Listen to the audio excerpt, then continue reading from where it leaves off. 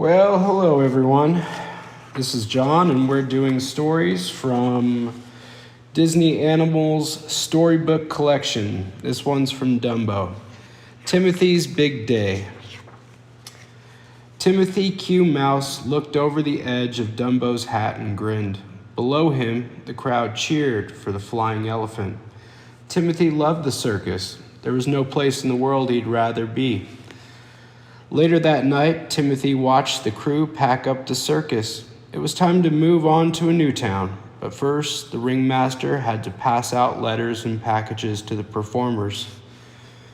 Unseen by the ringmaster, a tiny envelope fell out of his pile. Timothy scurried over to the fallen letter. The mouse turned the envelope over to see who it was for and then gasped. It was for him. Timothy couldn't believe it.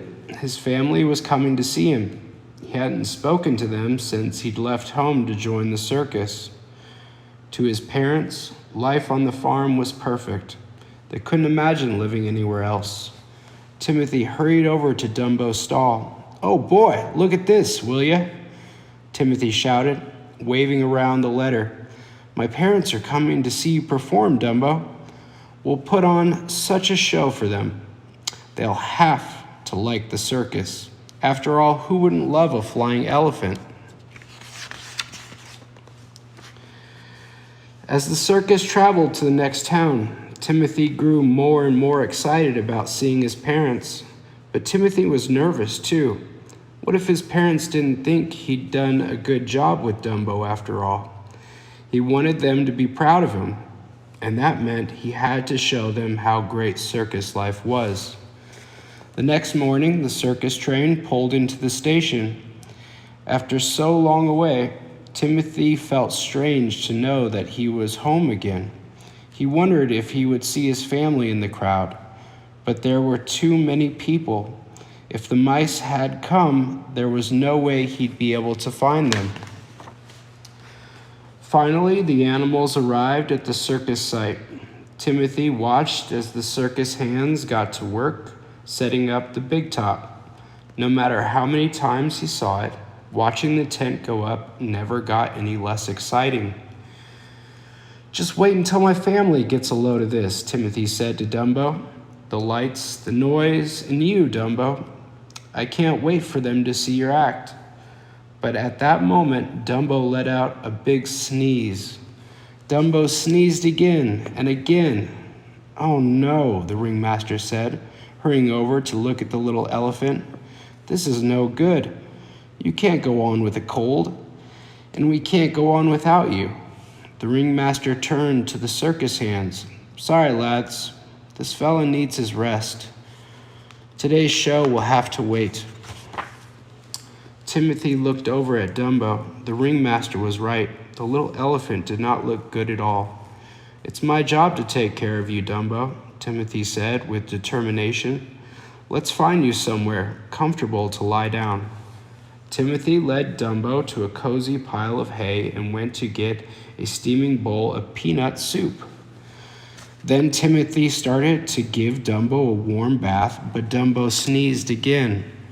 Next, the mouse found the warmest blanket he could and draped it over Dumbo, but it was no use.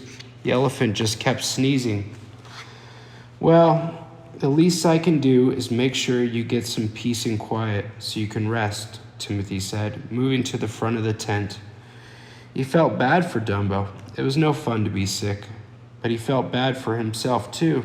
This was his chance to make his parents proud of him. Timothy was still feeling sorry for himself a few hours later when he heard a familiar voice. "Timothy, dear, we have been looking for you everywhere." Timothy turned to see his mother, his father, and his brothers and sisters standing in front of him. "Mother, father, you're here." The little mouse hung his head. "I'm afraid Dumbo has a cold. He can't go on tonight. I'm sorry you wasted your time coming." "Wasted our time?" Timothy's father asked. "We came to the circus to see you. We're not big city travelers, but we're certainly not going to miss a chance to see our son." You don't think I made a mistake joining the circus? Timothy asked. There's no such thing as a mistake as long as you're doing what you love, his mother said. At that moment, the flaps to Dumbo's tent rustled, and the little elephant stepped through, looking like he felt much better. Dumbo, old pal, Timothy said, may I introduce you to my family? Dumbo was very pleased to meet them.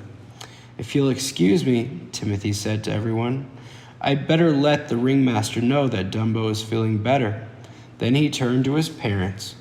Wait here, you two. I have something I'd like to show you.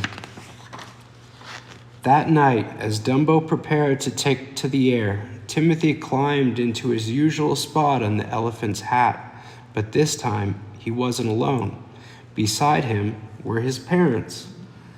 With a great flapping of his ears, Dumbo lifted off the ground and soared over the circus crowd. Cheers filled the room at the sight of the flying elephant.